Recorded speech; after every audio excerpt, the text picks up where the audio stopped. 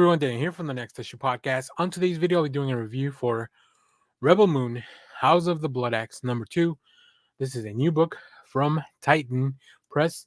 Let's take a look at the creative team before we get into the story. So this story is by Zack Snyder, written by Magdalene Visaggio, with art by Clark Bent, colored by Francesco Segala, and we also have flats by Serena Del Grosso and letters by N World Designs.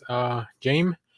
So, this is, of course, a continuation of the prequel to the Rebel Moon franchise over at Netflix. And in this issue, the comic book prequel to the highly anticipated Netflix movie Rebel Moon, with a story by acclaimed director Zack Snyder and written by award-winning comics writer Max Visaggio, as the war is looming on the horizon for planet Shashu. The reluctant ruler of the Bloodaxe family is conflicted between living up to his father's domineering legacy and maintaining the peace. It is up to him to settle the conflicts within himself and his family before the entire planet erupts into war. So, what I've really been enjoying about this series has been the bits of world building that we're getting for the larger picture, right? I think, as I mentioned maybe in my first review, going into this is a brand new world that we really only know what's been out in the film, right? Everything else is still kind of be left up to be explored, and I think the purview of the Bloodaxe family really brings you, because they're so involved with everything that's going on, as far as the larger the larger conflict in the current timeline, that gives you a really interesting point of view for everything. Now, there's really some really cool things that I think the team does very well. They explore the relationship between Deborah and Darren, the siblings that we know from the film.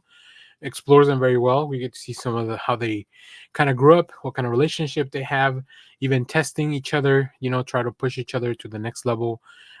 We get to see some of the traditions that this world has been built on, Shashu, like all the choices that have been made generations prior to what we're dealing with, and how all that is leading to this conflict, both internally within the family and externally within the larger world.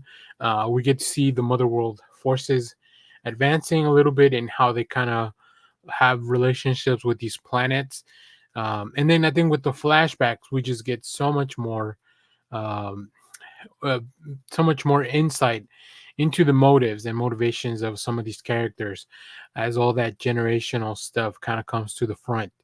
As far as the art, it's really grown on me since the first issue. I think that specifically there are some panels where like these more elongated figures and the characters just give a little bit of an air of grandiose, like make things feel very important.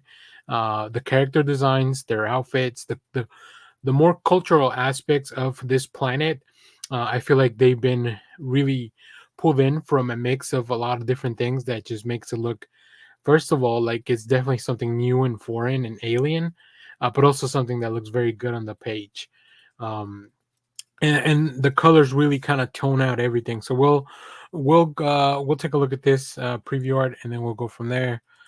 So as I mentioned, I think the not only is the art like in the shadows, the use of shadows very well done here to kind of demonstrate like the importance of where the dialogue is, but also the expressions in the characters. I love the color washes and the tones. Like we go from this orange tone to the green inside, just to kind of represent that we are at a different spot. The paneling at the bottom looks pretty gnarly, and we get some pretty, like, this book can get pretty violent too. You won't see any of that in the preview art.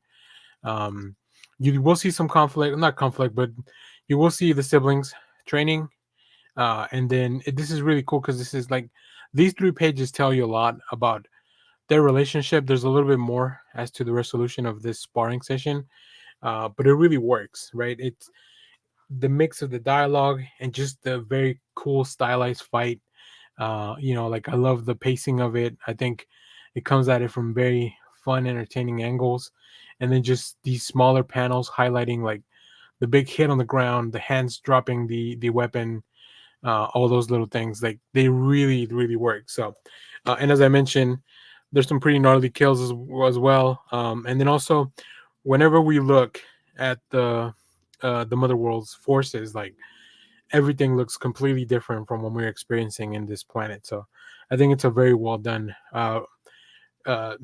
change to ensure that the reader is aware that we're in a completely different world, culture, people, whatever the case may be. So, and of course, we have a really gnarly cover from Daniel Warren Johnson for the main cover. So I think this project got some really interesting artists to do a lot of the cover work. You'll see some more at the end of the video.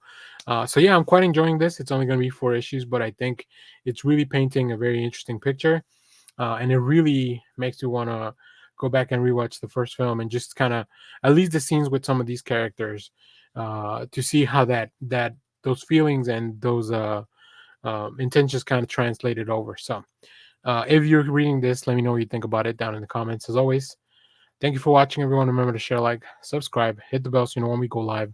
That is most Saturdays, 10 a.m. Central Standard Time. Stay tuned. We have more comic reviews, trailer reactions, TV recaps, all that fun stuff in the channel. Thanks for watching, everyone. Bye-bye.